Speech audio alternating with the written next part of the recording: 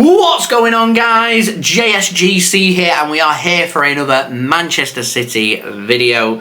Today we're going to be doing my match review, match reaction and match analysis of Manchester City's 2-1 away victory against Fulham, which has coincidentally just sent us top of the Premier League. JSGC in a very happy mood right now. So before we do digest everything that has happened in this game, make sure, like always, if you are enjoying the content, do subscribe now. Less than 1,200 subs away from my aim of 30,000 subscribers. So any help towards that would be much appreciated. Also, don't forget as well to go and check out my social media links. They're in the description below and sliding across at the bottom of the screen if you want to go and follow me on my Twitter and Instagram. Email also in the description too if you want to hit me up for any sponsorships for any videos or any general business inquiries. TikTok link also in the description if you want to go and follow me on there. Leave a thumbs up, 100 likes is the aim. Do let me know your thoughts as well of what you made of this victory for Manchester City in the comments below. Finally, this video is sponsored and brought to you by GT Player, who have got some fantastic shares available for you guys. They very kindly sent me this limited edition Manchester City chair that you can see right behind me. You can go and check out all their latest chairs. The link is in the description. Remember, use code JSGC5 on checkout and you will get 5% off your order. And we will roll my promo video at the end of the video. So let's crack on with this video. We're going to start off first with the talking points, and we're going to start off with the teams, and we'll speak about Kevin De Bruyne. Now, if you don't watch my live watch-alongs where I've already given some of my thoughts about King Kevin De Bruyne, then Kevin De Bruyne, he had a little strain at the top of his leg. He was feeling a bit of discomfort and wanted to go off in the 80th minute against Arsenal. And since then, he's had light training with Manchester City and he didn't travel with the squad. So it does mean that Kevin De Bruyne has a slight niggle to his leg. And I know previously Pep Guardiola had already said that other than Nathan Ake, Man City have everybody else available to them.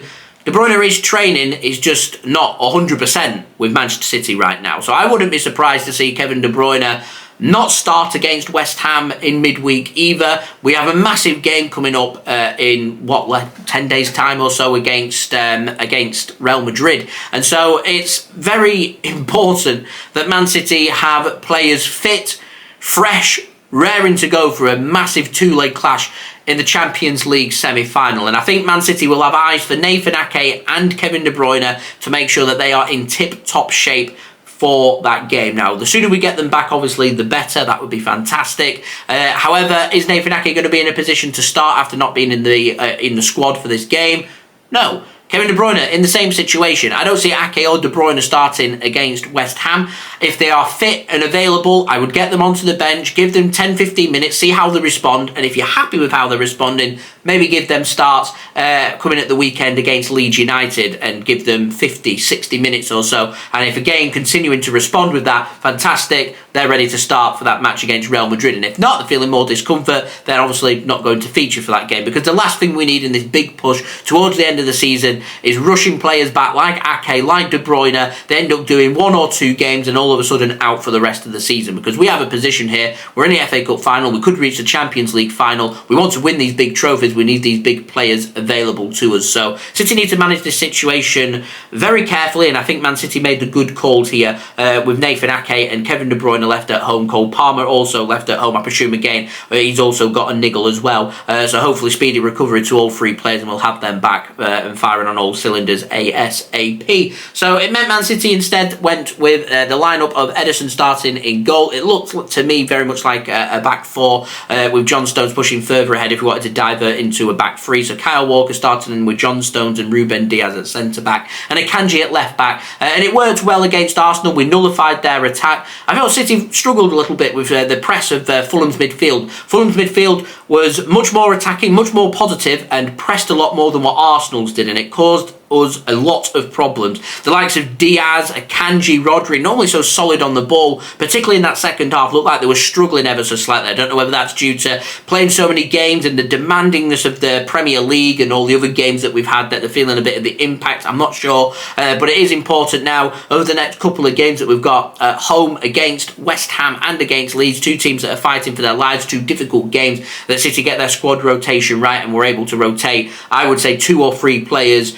for these next couple of games to give an ideal bit of rest for players for them 2 games. I'll speak more about that when I get to my preview for the West Ham game, but that's the direction that we're going in. This was never going to be a classic. I thought City did struggle in the midfield to get control of the game and grab the game by the scruff of the neck with no Kevin De Bruyne. Personally, I would have brought Bernardo Silva on a little bit earlier than what we did, but I can understand why, because Alvarez was pressing and forcing Fulham onto the back foot at times in the game, and I thought Alvarez, he got my JSGC man of the match in the watch along. I thought Alvarez had a very good game for Manchester City. Ilkay Gundogan started as well. We saw Jack Grealish on the left, Riyad Mahrez on the right, and Erling Haaland starting up top for Manchester City. So in terms of a very quick match review for the game, 2 minutes in, Alvarez goes in and goes down under a challenge from Ream. He doesn't get the ball. He goes down over his leg, pulled down, penalty kick given. Thought it was the correct decision. Who's there to take it? Well, we had Mahrez and Haaland on the pitch this time. Haaland says, I'm having this penalty. He takes it, tucks it away, and puts it into the back of the net. And after missing his last penalty, I'm sure that'll make Erling Haaland feel much better. Normally, I'm used to Erling Haaland just going for straight-up power for his penalties, but there was precision put into his penalty. It was a good penalty tucked away from against Leno, who was in form. He had a very good game for Fulham today, Leno. So it was a good finish for Erling Haaland from the penalty spot, and does see him now become the joint top goal scorer in the Premier League for one season, joint with Alan Shearer and Andy Cole. So it means Erling Haaland only needs to score 1 game in Man City's next 6 Premier League games to become the all-time leading top goal scorer in a Premier League season. And I'm sure Erling Haaland will have eyes on doing something that no player has even come close to doing, and that is scoring 40 plus Premier League goals in a Premier League season. Need to keep him fit though, so I can see Man City doing a little bit of rotation. You know what Pep Guardiola's like. And then Fulham, they responded well. They sent a long ball forward. As I said, they've been pressing and forcing the issue against Manchester City. City, at times, did struggle with some of the balls over. I thought Bobby Reid had a very good game for Fulham, and this time ball sent over. Man City, the defence just seemed, when they were put into situations, seemed to just panic a little bit, and because of that it was causing problems, and the City not dealing with the ball over the top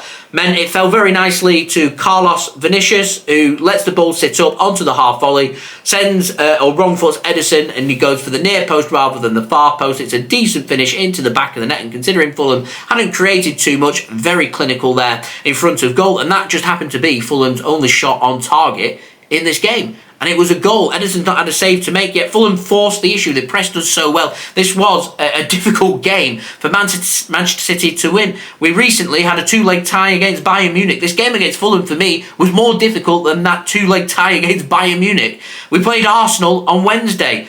We steamrolled them. We made them look ordinary. Fulham, today, gave us more of a game than what Arsenal did. Fulham are a very good team. City without Kevin De Bruyne here, and Pep Guardiola rotating the team a little bit to try and make it work. Manchester City had enough about them to get that goal, to go ahead again through Julian Alvarez, and what a finish it is. You don't need me to sit here for the next 2 minutes telling you what a beautiful goal it is. Just go and check out the highlights for yourselves. It's absolutely sensational. It's enough to hand Manchester City the victory. Now, we came out second half, we nearly grabbed a goal again. Leno in top form made 7 saves in this game, made a good save low down to stop Erling Haaland. He stopped Julian Alvarez and Riyad Mahrez and Jack Grealish as well. Jack Grealish hit the crossbar in the second half. There was a tame effort at Leno as well. There were opportunities for City to score 3 or 4, and on another day, then teams would be able to punish us. So I think if there's any little critique here for me for City to learn from, is Man City, if they're in a position to kill games off, need to take that up. But what City did show, what we didn't do against Nottingham Forest back in February when we beat Arsenal and didn't follow up with an important victory to stay top of the Premier League, we managed to get ourselves in a position to go top of the Premier League by winning this game. And we showcased in them last 10-15 minutes when backs were against the wall and Fulham were starting to push further up and putting City under more and more pressure. The subs were made to calm things down, and Manchester City looked comfortable and got the job done, and showcased that sometimes you don't need to go on and score 3-4 goals and win each game by winning by 3. Sometimes you're ahead in a game in the business end of the season. You just need to be able to see that game out, and that is what City have done today. That, to me, is a lesson learnt from that Nottingham Forest game.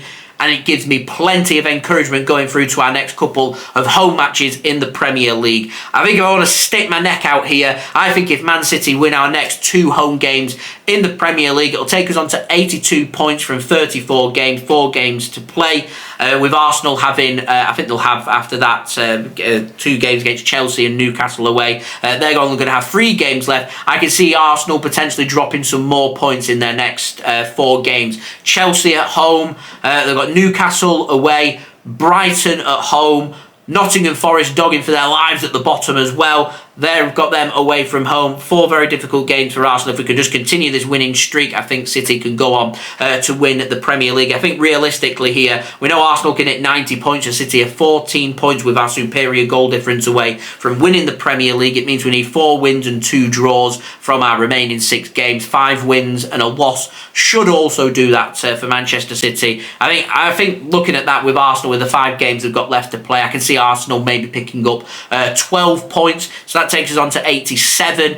With me, I think City need 11 points. I think 87 points wins the Premier League this season. So I think City need 11 points, 4 wins from 6. Dare I suggest 3 wins, 2 draws and a loss could be enough as well. So City are getting there. We've got 2 big Premier League games at home. Win both them games, get them jobs done, and all of a sudden I think City looking very healthy, and we could just be a couple of victories away from the Premier League title with 4 games to play.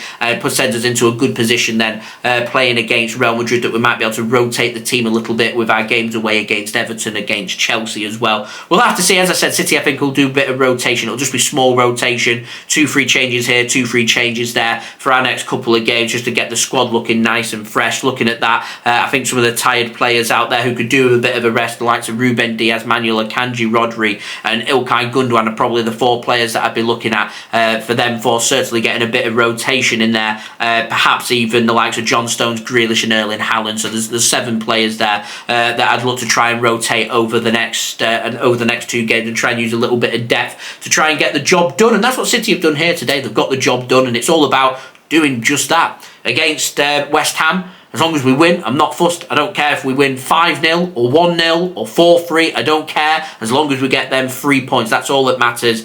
Lots of big games coming up. City into a great position now. What we need to make sure, regardless of what happens in Arsenal's next game where they play on Tuesday, we've got a big game in hand on Wednesday. Win that and put ourselves in a very, very strong position to have this big push in May to try and win the Premier League trophy. And it'd be very nice if we could get things tied up by the time we play Chelsea at home, so we can have a couple of free hits away from home in the build-up to the FA Cup final, and fingers crossed, the Champions League final as well.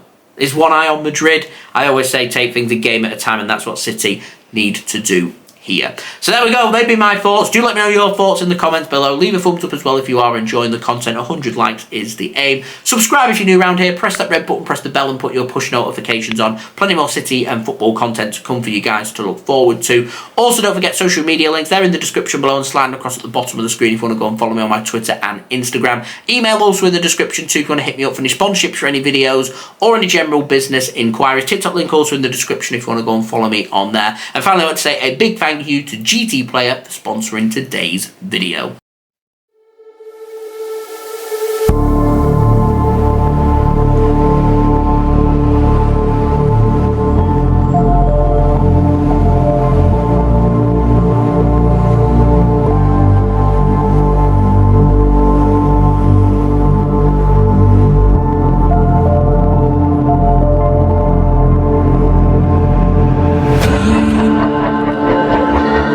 Feels like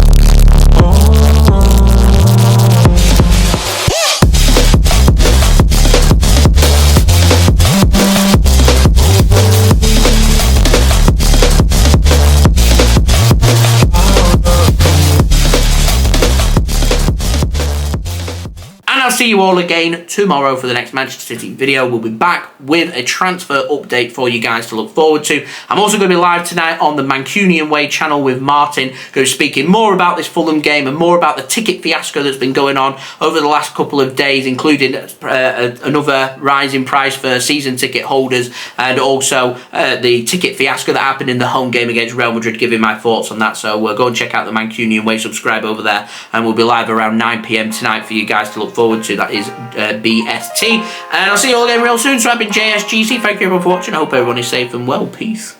Ciao for now.